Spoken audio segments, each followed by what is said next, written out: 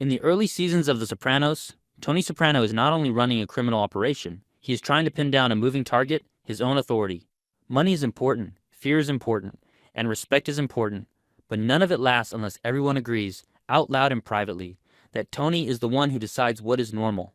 Tradition is sitting in the room like a third person at the table, judging every decision. That is why the arrival of Bobby matters. Bobby is not introduced as a major threat at all, at first, but he appears at a moment when Tony's world is still unstable. By the time Bobby shows up, Tony has already been betrayed in the worst way. Junior, his uncle, agreed to a hit on him, and Tony's own mother helped push that betrayal forward. Tony survives the attempt, but surviving does not erase the meaning of it. The wound is not only about almost dying. It is about being rejected by the two people who should have been safest. Tony spent his life wanting to be recognized by the older men around him, especially the ones in his family. Junior is an authority figure from Tony's childhood, someone he learned to respect even while resenting him. When Junior chooses to destroy him, Tony takes it as a personal verdict on his worth. Season 2 begins with Tony trying to turn that betrayal into something controllable. Junior gets slammed by the law, put behind bars, and then shifted into house arrest. In practical terms, Junior's ability to lead shrinks to almost nothing. Tony decides to use that weakness rather than mourn it.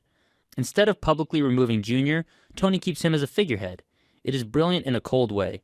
Let the world think the old boss still wears the crown while Tony quietly wears the armor underneath. Tony can point to Junior and say, the structure is intact, while privately making sure the decisions run through him. But a figurehead only works if the figurehead is quiet. Junior is not quiet.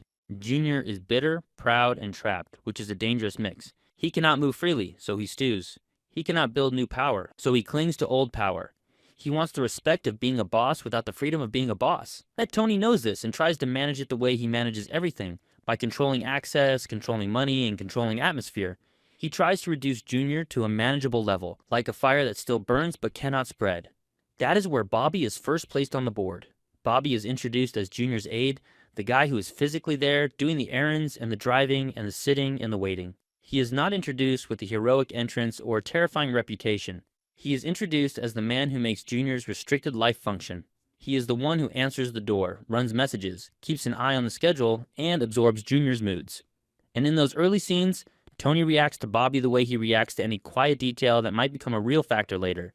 He presses on it to see if it bends. Tony does not meet Bobby as a neutral person. He meets him as part of Junior. That alone is enough to poison the first impression. Tony is still carrying rage and shame from nearly being killed by his own uncle. He is trying to move on without admitting how much it hurt. So when he sees Bobby hovering around Junior, doing loyal work, it hits like salt in a cut. Junior still has somebody. Junior still has a helper who treats him like he matters. Tony wants Junior to feel lonely and reduced, because loneliness feels like punishment and punishment feels like justice. Bobby, by simply being present, softens that punishment. He keeps Junior from fully sinking into isolation. That makes Tony resent him before Bobby even speaks. The immediate dynamic between Tony and Bobby is hierarchy. Tony uses Bobby to send messages and enforce boundaries. Tony speaks to him with that boss tone that says, "You are not here to think, you are here to transmit." He will look right through him, as if Bobby is a piece of furniture that happens to walk. That disrespect is partly deliberate. Tony teaches rank through humiliation. If he makes Bobby feel small, he reduces the chance that Bobby ever imagines himself as someone who can negotiate with Tony as an equal, or even as someone who can stand too tall in Junior's house. But the disrespect also has emotional fuel behind it. Tony is jealous of something he would never admit. Junior has always been stingy with warmth toward Tony. Junior critiques Tony, doubts him, and treats him like a kid even when Tony is a grown man with a family and a crew. Tony has chased Junior's approval for years, even while pretending he does not care. Now Junior leans on Bobby, trusts him, keeps him close. It is not romantic jealousy. It is the bitter feeling of watching someone else get the role you wanted, which is to be the trusted man in the room, the one the older generation relies on, the one who gets chosen. Because Tony cannot afford to look needy, he converts that jealousy into contempt. He tells himself a story where Bobby is a nobody.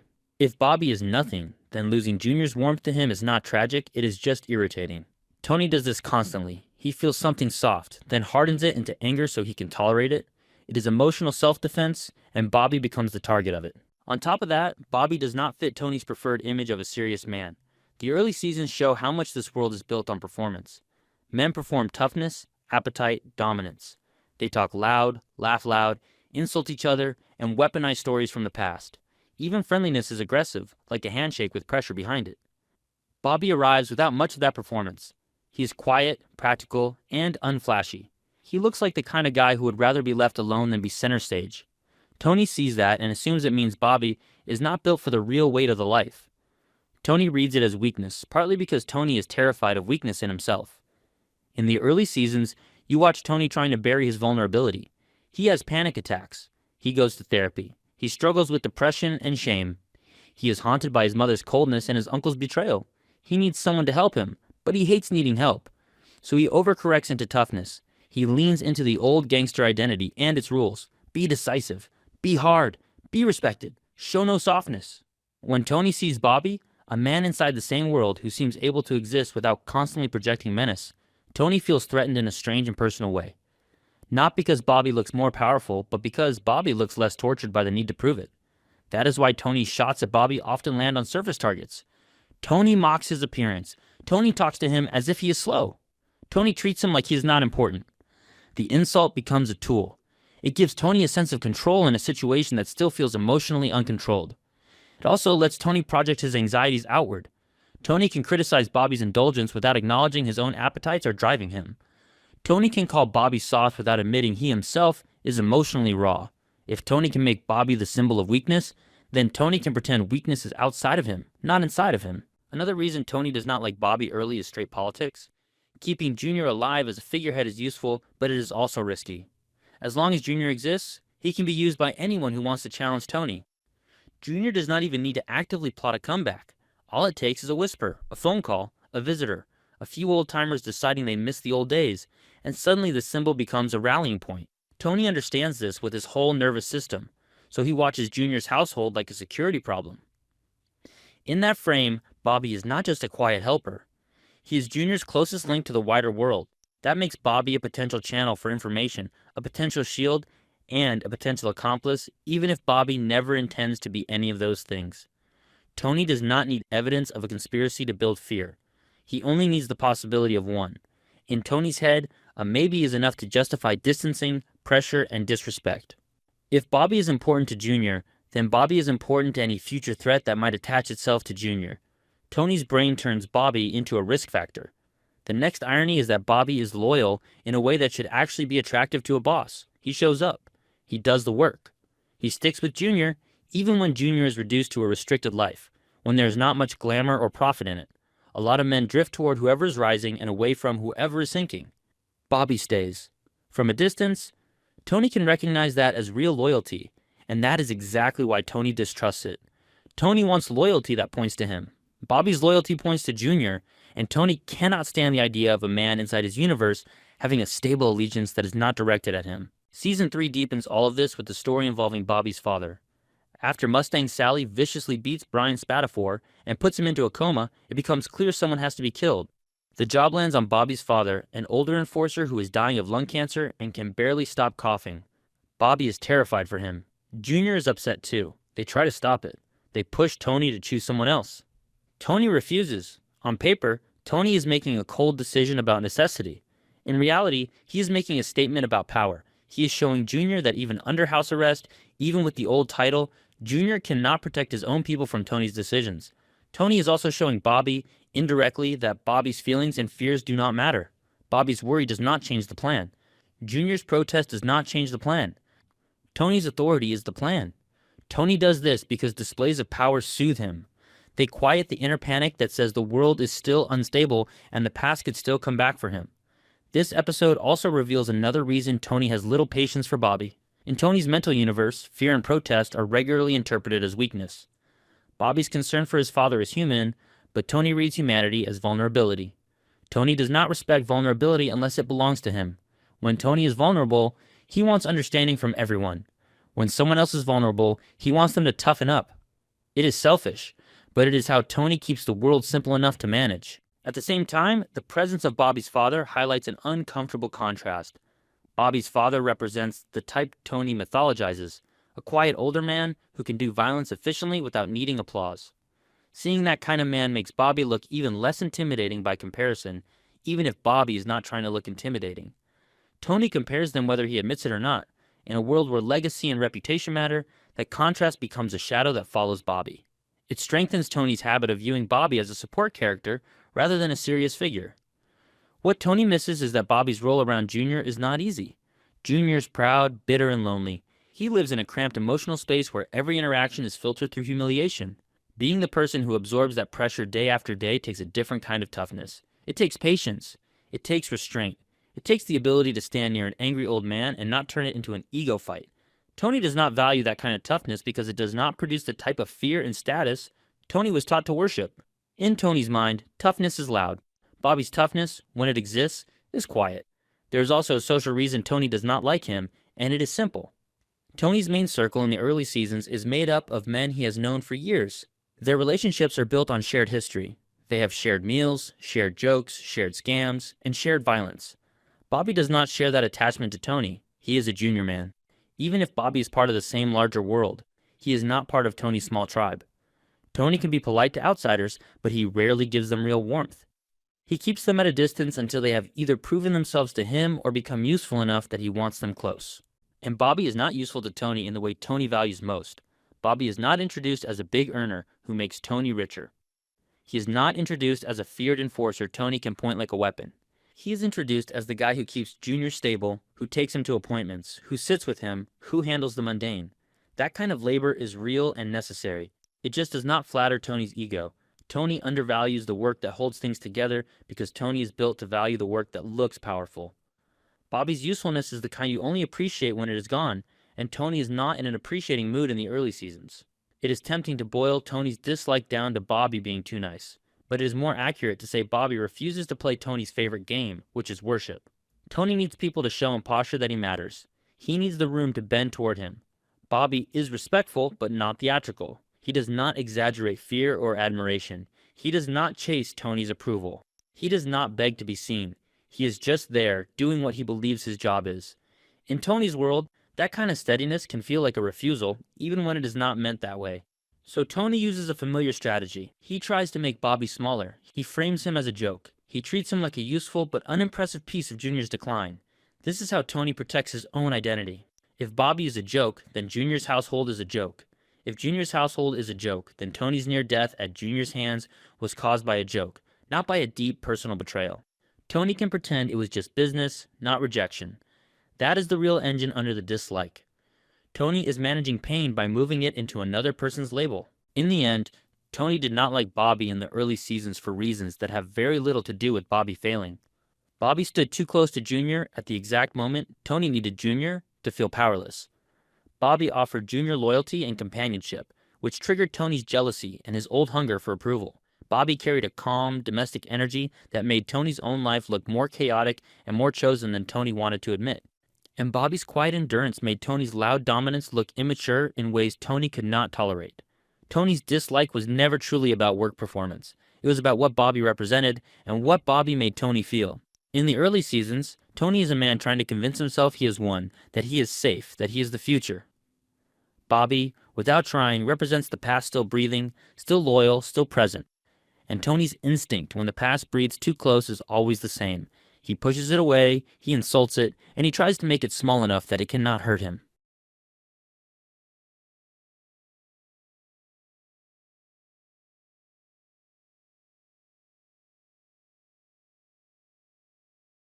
If you follow the story past those first impressions and keep watching the early seasons with Bobby in mind, something else becomes obvious. Tony's dislike is not frozen. It shifts, bends, and hides. On the surface, Tony gets used to him. Bobby becomes part of the background, one more face at gatherings, one more guy to send to do things, one more driver in and out of Junior's orbit. But underneath that, Tony is quietly collecting data on him, the way he does with everyone he might someday have to lean on or lean against. Every small moment gets stored somewhere. How Bobby reacts to anger, how he talks about money, how he carries himself in a room. Tony is always evaluating, even when it looks like he is just busting chops. One of the first things Tony clocks is that Bobby is not a natural predator. He is, at least at this stage, more caregiver than killer. He takes care of Junior, takes care of his kids, takes care of errands. He is physically large, but he does not move like someone who wants to dominate a room. He moves like someone used to carrying bags. For a man like Tony, who measures himself by decisive acts and a violent resume, that matters. In this world, a big part of how a man is ranked is based on whether he has taken a life for the family. It is a horrible metric, but it is ingrained. By all accounts early on, Bobby has not made his bones the way others have. He is around the life, inside it, earning from it, but without that defining moment that Tony and the others quietly use as a dividing line. That becomes another quiet reason for Tony's lack of respect. He sees Bobby as someone who benefits from the system without having fully paid the toll that he himself had to pay. It is not that Tony wants every man around him to be a monster. It is that Tony has convinced himself that the ugliness he has done was necessary, and part of that belief needs to be reinforced by seeing other men suffer through the same right. When he looks at Bobby's softer edges, at his hesitations, at his gentler nature, Tony does not interpret it as decency. He interprets it as someone who is being allowed to stand on the same floor without having walked through the same fire. That quiet resentment settles into the way Tony speaks to him. You can feel the gap between how Tony speaks to a guy like Silvio or Paulie and how he speaks to Bobby. Silvio and Paulie get real discussions even if they are full of insults. They get included in the emotional weather of Tony's life. Tony vents to them, plots with them, lets them see the gears turning in his head. Bobby, in the early going, mostly gets directives. Take Junior here, bring this, go there, wait outside. He is treated like a practical extension of Junior's situation and rarely like an independent man whose perspective matters. It is not that Tony literally thinks Bobby is stupid. Bobby is not stupid. But Tony collapses, not aggressive, into not bright, because in Tony's value system, sharpness shows up as aggression. If you are not constantly angling, if you are not pushing for more, he assumes you are either lazy or simple. Bobby's unwillingness to play status games, his comfort sticking close to one man, reads as a lack of ambition to Tony. And a lack of ambition in Tony's mind is either a waste or a threat. A waste because the person will never produce what they could. A threat because Tony cannot predict what means something to a man who is not chasing the usual prizes. Then there is the domestic side. Even in the early seasons, Bobby is coded as a true family man. He has a wife, kids, a home outside the noise. He appears more like a suburban dad who happens to work for the mob than a classic gangster who happens to have a family. He shows up with groceries, with errands, with this sense that his outside life actually exists and matters to him. Tony sees that and feels two things at once. On one side, he envies it, very quietly. Bobby's life has a coherence that Tony's does not. Bobby's family life is not constantly threatened by his cheating, his lies, his rages. On the other side, Tony despises it. He sees Bobby as soft because Bobby allows his love for his family to shape his decisions. In the early seasons, Tony is still pretending that you can compartmentalize everything cleanly. Family in one box, business in another, therapy in a third. Bobby seems to operate more as one whole person. He brings his sense of decency into his work, which makes him cautious, hesitant, less willing to cross certain lines easily. Tony's reflex is to sneer at that. He thinks Bobby is letting civilian thinking leak into a world where it does not belong. But the truth is, Tony is just angry that he cannot do the same anymore. He has already crossed too many lines. He cannot get back to the softer man he might have been, not without tearing his entire life apart. Seeing Bobby still walking that line, however awkwardly, reminds him of that. There is also the Janice factor, quietly sitting in the future of those early seasons, already shaping the emotional path even before it becomes explicit. Tony's relationship with Janice has always been tangled and resentful. They share a childhood full of the same chaos and emotional coldness, but they processed it differently. Janice turned her pain into spiritual posturing and resentment. Tony turned his into anger and control. The two of them bring out the worst in each other. Janice, especially, has a talent for attaching herself to men inside Tony's orbit and turning those relationships into arenas where she can work out her old grudges against Tony. Even before she and Bobby come together, the pattern is clear. If Janice takes a liking to someone, Tony redoubles his scrutiny. He watches that man not just as an associate, but as someone who might be used to undermine him in a more personal way. Janice is manipulative, theatrical, and vindictive. Tony knows this, and he expects explosions wherever she lands. So when, later, Bobby becomes central in Janice's life, all of Tony's older suspicions and resentments toward him find fresh fuel. That is not literally happening yet in the earliest Bobby scenes, but the show is already laying the groundwork. Tony's mistrust is ready and waiting for something like that to attach to. Look at how Tony reacts to men who embody traits that challenge his idea of toughness. Christopher is emotional, but he is volatile and violent, so Tony can work with that. Silvio is calm, but he is ruthless when needed, so Tony respects that. Paulie is needy and vain, but he is reliable in a fight. Bobby is different. He is not racing for promotion, not trying to outdo anyone, not using every moment as a chance to show how hard he is. Tony does not know where to place that type of man in his mental ranking chart. He ends up defaulting to lesser, even when the evidence does not justify it. In those early house arrest scenes with Junior, Bobby's value is mostly invisible to Tony. Tony only sees the surface, a heavyset guy in ill-fitting clothes, fetching things for a semi-retired boss in a bathrobe. What Tony is not registering yet is that Bobby is also acting as a pressure valve. He is absorbing Junior's bitterness and paranoia so that it does not leak outward in more dangerous ways. He is keeping Junior calm enough to avoid making stupid moves that could stir up the New York families or pull law enforcement back into their lives. In a subtle way, Bobby is helping maintain the exact stability Tony claims to want. But because that help does not look like dominance, Tony dismisses it as unimportant. There is an unspoken class element as well, not in the economic sense, but in the hierarchy of glamour. Tony likes men around him who enhance his image. Men who dress sharp, talk sharp, carry themselves like they know they are part of something legendary. Bobby is not that.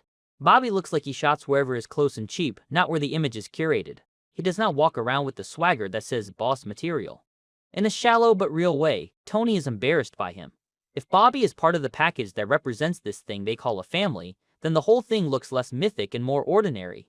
Tony has built his entire adult identity around the idea that he is part of something bigger, something heavy with history, something almost royal in its own twisted way.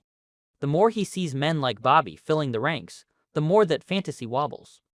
If this is supposed to be the modern heir to the great old days, why does it sometimes look like a bunch of regular middle-aged guys juggling daycare, supermarket trips, and petty beefs? Instead of dealing with that existential disappointment, Tony channels it into contempt for specific people. Bobby becomes an easy symbol of that disappointing ordinariness. An interesting thing happens, though, as the seasons quietly move forward. The reasons Tony did not like Bobby at first become the exact reasons he ends up needing him. Tony's world keeps getting noisier. More betrayals, more law enforcement pressure, more internal paranoia. Guys flip, guys die, guys lose their grip. The flashy ones, the ones who talk the loudest about how loyal they are, often end up being the most unstable. In that environment, a steady man who goes home to his kids and comes in the next day to do his job without bringing new drama starts to look less laughable and more essential. From a distance, you can see a slow, reluctant adjustment in Tony.